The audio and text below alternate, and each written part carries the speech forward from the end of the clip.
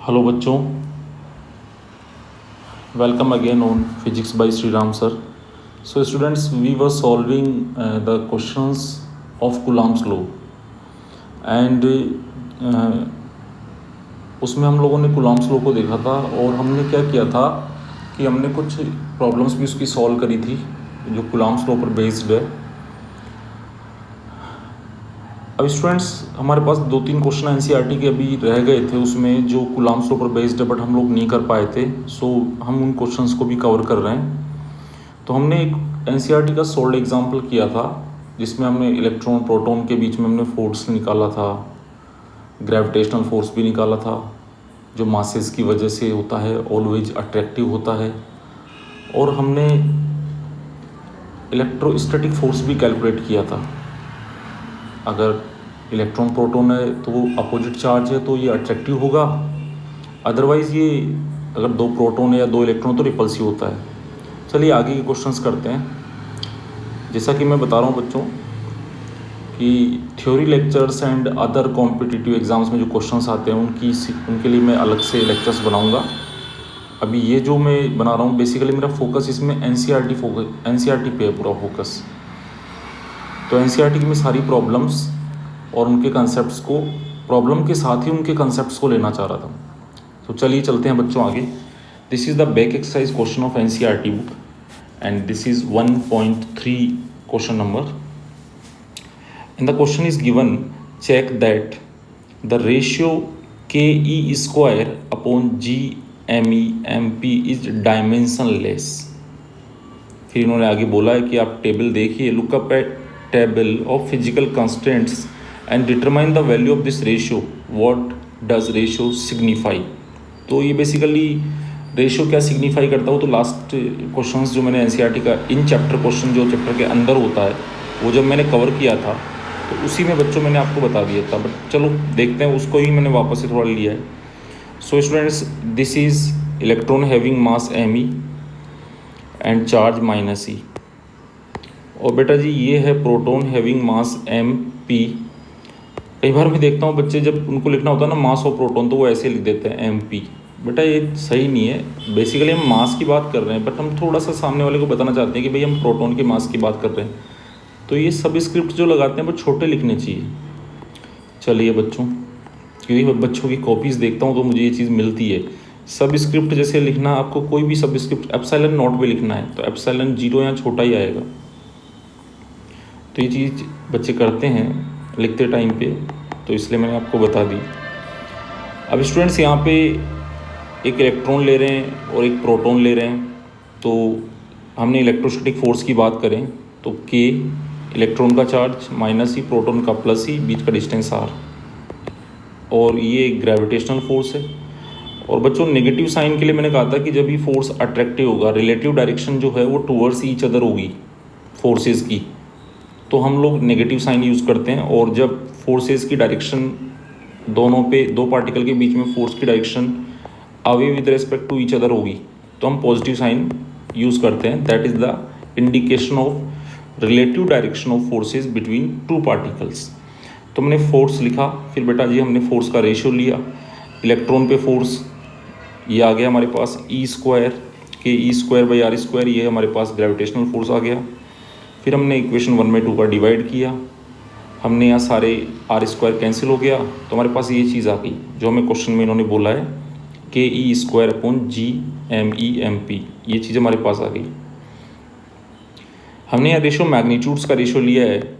अगर मैग्नीट्यूड्स का नहीं भी लेते हैं तो भी माइनस यहाँ से कैंसिल हो रहा है, but more better to take the ratio of magnitudes.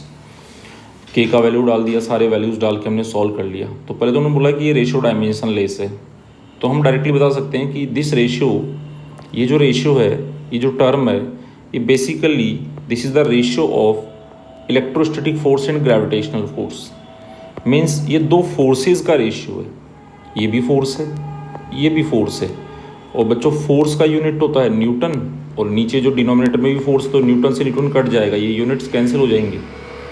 तो ये रेशियो डायमेंशन यूनिट लेस आएगा तो डायमेंशन लेस भी आएगा. मतलब ये एक केवल एक कांस्टेंट नंबर आएगा.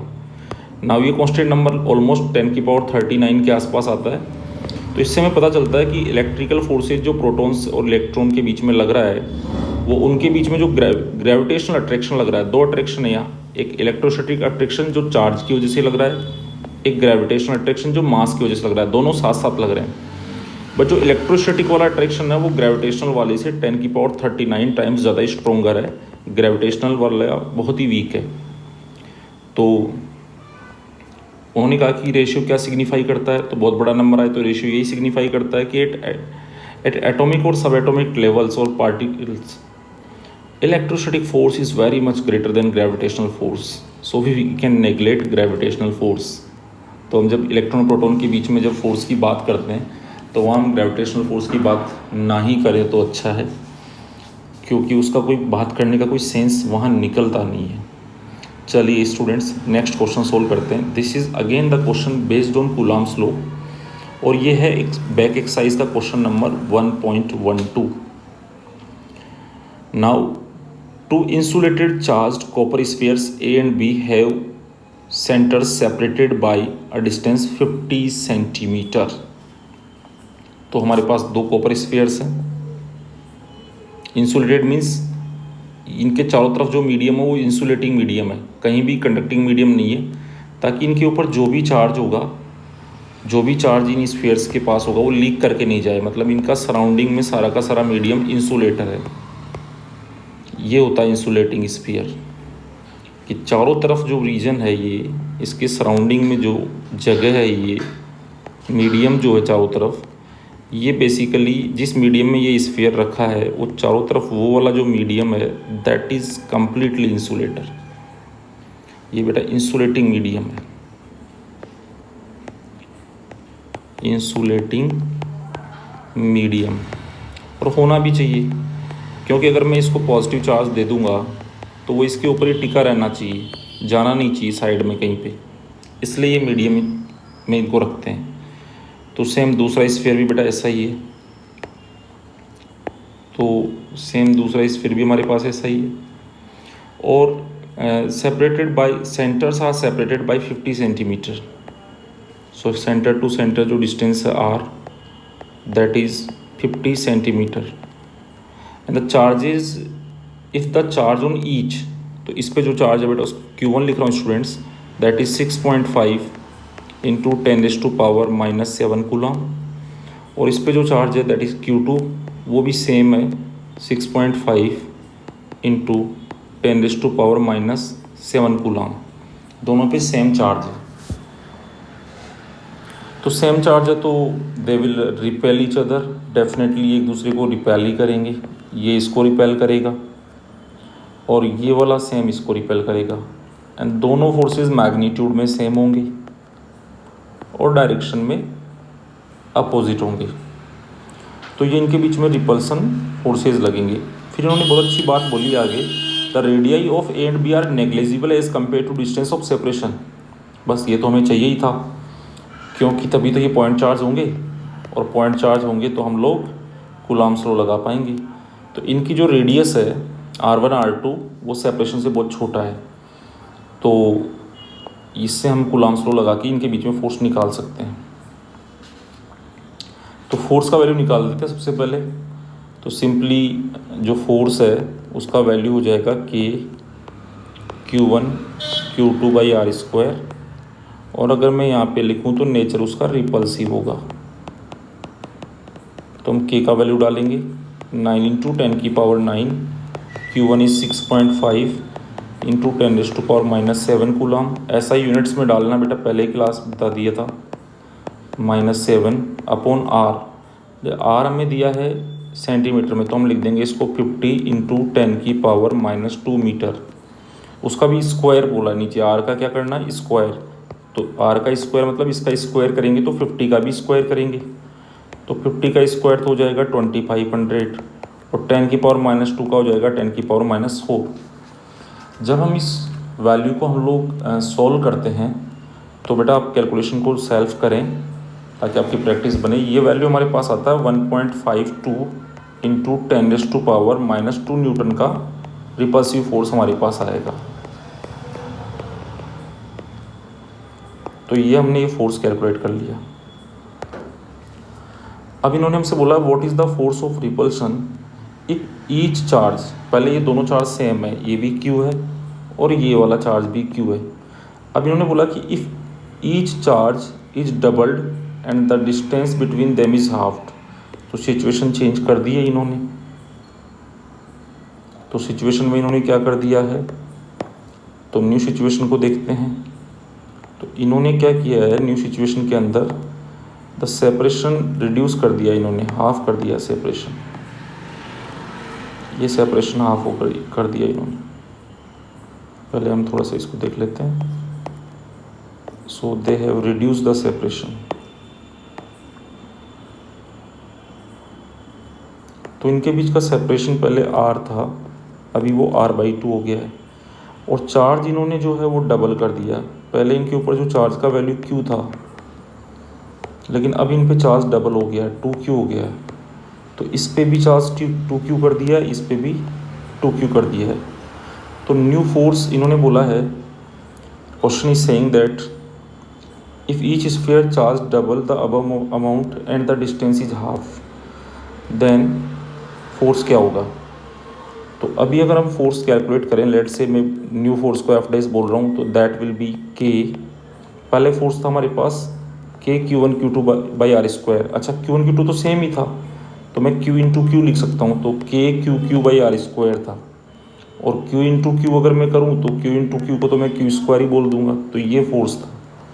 तो अब कितना फोर्स हो जाएगा, तो K Q1 is 2Q, Q2 is 2Q and what is the separation, r/2। उसका हम स्क्वायर कर देंगे, तो हमारे पास ये आ जाएगा 4K Q² अपॉन r²/4। 4 ऊपर चला जाएगा, तो ये हो जाएगा 16K Q²/r²। तो ये हमारा पहले रिपल्सिव फोर्स था। तो अब जो रिपल्सिव फोर्स है that has become 16 times. So new force F' will be 16 times F। और जो ये वैल्यू है इसको हम 16 से अगर मल्टीप्लाई करते हैं तो हमारे पास फोर्स का जो वैल्यू आएगा after solving, that will be 0.24 Newton. ये वैल्यू हमें मिलने वाला है रिपल्सिव फोर्स का।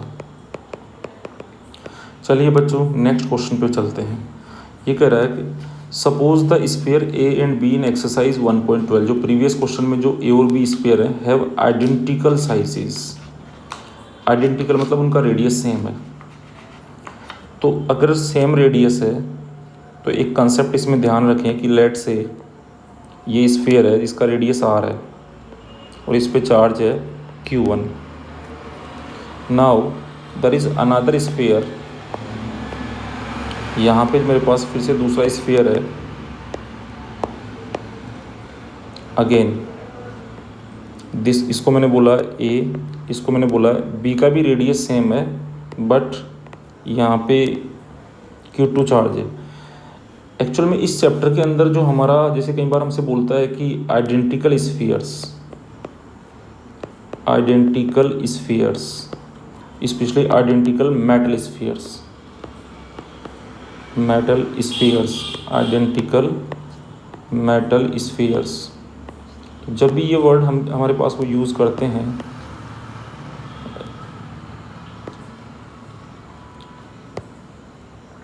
आइडेंटिकल मेटल स्फीयर्स, तो बेसिकली हमारा क्या रहता है, इसमें आपको ये ध्यान रखना है कि may be made of any metal, मतलब वो कॉपर, एल्यूमिनियम, सिल्वर, किसी भी मेटल के बने हो सकते हैं, उस पर हमें कोई टेंशन नहीं है। सेकंड जो चीज़ है कि स्फीयर्स हमारे पास सॉलिड या होलो दोनों हो सकते हैं, ये मेटल स्फीयर्स की बात है। सो मे बी सॉलिड और होलो, दोनों टाइप के स्फीयर हो सकते हैं। बचा थर्ड इम्पोर्टेंट चीज़ जो है, बस यही उनको आइडेंटिकल बनाएगी यहाँ पे, that is radius must be same. Radius must be same, उनका रेडियस सेम होना बहुत ही ज़रूरी है। तो रेडियस मस्ट बी सेम। अब आप कहेंगे ऐसा क्यों है, तो मैं आपको उसका रीज़न बता देता हूँ। जैसे ये दो स्फीयर्स हैं, आपने इन दो स्फीयर्स को कोई चार्ज दिया, लेट से दोनों को सेम अमाउंट का चार्ज दिया आपने Q, तो इस स्फीयर पे भी मेटल में चार्ज हमेशा सरफेस पे यूनिफॉर्मली स्फीयर पे सरफेस पे आउटर सरफेस पे डिस्ट्रीब्यूट हो जाता है। तो ये डिस्ट्रीब्यूट हो गया। अब हमारा यहाँ पे कंसर्न जो है वो इलेक्ट्रोस्टैटिक के हिसाब से, चार्ज डिस्ट्रीब्यूशन के हिसाब से हमें स्फीयर को चेक करना है, क्योंकि बेसिकली हम तो इलेक्ट्रिकल इंटरेक्शंस को देख रहे हैं, फोर्सेस को देख रहे हैं। तो अगर ये स्फीयर चाहे सॉलिड होता, जैसे ये स्फीयर सॉलिड भी हो सकता है और होलो भी हो सकता है, लेकिन अगर मैं थोड़ी देर के लिए स्फीयर को हटा ही दूँ यहाँ से और इधर से इस वाले स्फीयर को भी हटा दूँ, तो आप देखेंगे कि जो चार्ज डिस्ट्रीब्यूशन अपने को दिख रहा है ये तो सेम ही दिख रहा है। तो चार्ज डिस्ट्रीब्यूशन के हिसाब से हमारे लिए सेम है, आइडेंटिकल है। लेकिन अगर रेडियस ज़्यादा होता किसी एक का, तो ये एक में चार्ज दूर दूर होता है, एक में पास पास होता, तो वो आइडेंटिकल नहीं होते। तो यहाँ हमारा आइडेंटिकल से सीधा मतलब जो है वो हमारा सीधा का सीधा मतलब आइडेंटिकल होने से क्या है, there radius must be same. तो ये पॉइंट्स ध्यान रखें, ये चीज़ें मैटर नहीं करती कि एक कॉपर का है कि एक मेटल के बने होने चाहिए, बस मेटल के बने होने चाहिए, कॉपर हो, एल्यूमिनियम हो, सॉलिड हो, होलो, कोई दिक्कत नहीं, रेडियस मस्ट बी सेम। अब इन्होंने हमसे बोला है कि इन स्फीयर्स को हम टच करते हैं और टच करने के बाद हम इनको सेपरेट कर देते हैं, तो क्या होता है। वैसे इस कंसेप्ट को हम लोग है ना पोटेंशियल की हेल्प से भी समझेंगे सेकेंड चैप्टर में, जिसमें आइडेंटिकल नहीं होंगे तो हम क्या करेंगे। आपके माइंड में आ रहा होगा कि सर ये स्फीयर्स तो आइडेंटिकल बोल दिए इन्होंने, पर आइडेंटिकल नहीं होते तो हम क्या करते। तो प्रॉब्लम फिर हमारा 2 स्टेप में सोल्व होता और उसमें हमें इलेक्ट्रिक पोटेंशियल की हेल्प लेनी पड़ती है और चार्ज कंजर्वेशन का प्रिंसिपल की भी हेल्प हमें लेनी पड़ती है। तो अल्टीमेटली ये हमसे बोलेंगे कि टच्ड एंड सेपरेटेड, तो इनको हम टच करेंगे। अब जो हम टच करेंगे तो ये क्या करेंगे, आपस में चार्ज का एक्सचेंज करेंगे, इनमें चार्ज आपस में एक्सचेंज होगा। और आपको ये ध्यान रखना है कि अगर स्फीयर्स आइडेंटिकल है तो फाइनल टच एंड सेपरेटेड, जब ये टच एंड सेपरेट का प्रोसेस चलेगा तो इस प्रोसेस में क्या होगा कि जो टच करके जब सेपरेट कर देंगे तो उस केस में टच और सेपरेट करने के बाद दोनों पे चार्ज सेम होगा, ये आइडेंटिकल है इसलिए ऐसा होगा। तो कितना होगा जब सेम होगा, तो फाइनल इस पे भी लेट से Q होगा और इस वाले पे भी Q होगा, दोनों पे Q होगा। तो टच्ड एंड सेपरेटेड, तो जो टच और सेपरेट करने के बाद फर्स्ट स्फीयर का जो फाइनल चार्ज होगा वो और सेकंड स्फीयर का फाइनल चार्ज बराबर होगा और उसको सिंपल हम Q से लिख सकते हैं। वो कितना होगा, फर्स्ट स्फीयर का initial charge plus second sphere का इनिशियल चार्ज डिवाइड बाई 2। जैसे हमने यहाँ पे Q1 Q2 बोला है तो Q1 plus Q2 divide by 2 कर देंगे। अभी कैसे आता है ये बेसिकली सेकंड चैप्टर में आप देखेंगे जब पोटेंशियल का कंसेप्ट पे चलेंगे।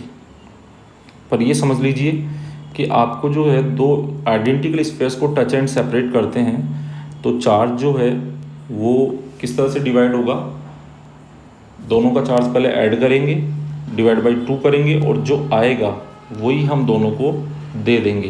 तो ये चार्ज का वैल्यू आया, तो यही इसको मिलेगा फर्स्ट वाले को और यही सेकंड वाले को मिल जाएगा, दोनों को सेम चार्ज मिल जाएगा। तो ये कंसेप्ट था। चलिए क्वेश्चन देखते हैं क्या कह रहा है।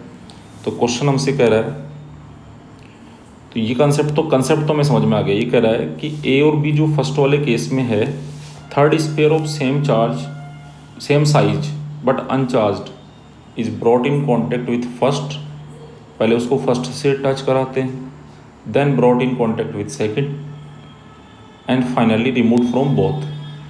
तो कई बार बच्चे ऐसे कन्फ्यूज हो जाते हैं कि पहले फर्स्ट से टच कराया, बच्चे कई बार ऐसे भी सोच लेते हैं कि थर्ड स्फीयर आ गया यहाँ पे, ये ए और बी है,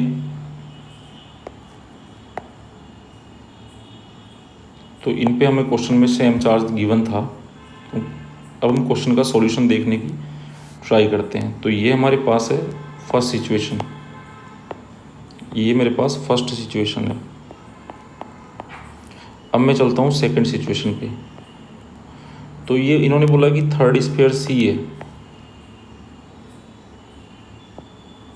और सी के ऊपर कोई भी चार्ज नहीं है, वो न्यूट्रल है। ये इनिशियल सिचुएशन है। अब वो बोल रहे हैं कि सी को पहले हम लोग टच करते हैं ए से, तो चलिए ए से टच कराते हैं और सी को जब हम ए से टच कराएंगे तो क्या सिचुएशंस बनेगी। तो टच एंड सेपरेटेड, जब इसको इनको टच करा के हम लोग सेपरेट कर लेंगे दोनों को, दोनों पे चार्ज इक्वल डिवाइड होगा, तो टच एंड सेपरेटेड प्रोसेस।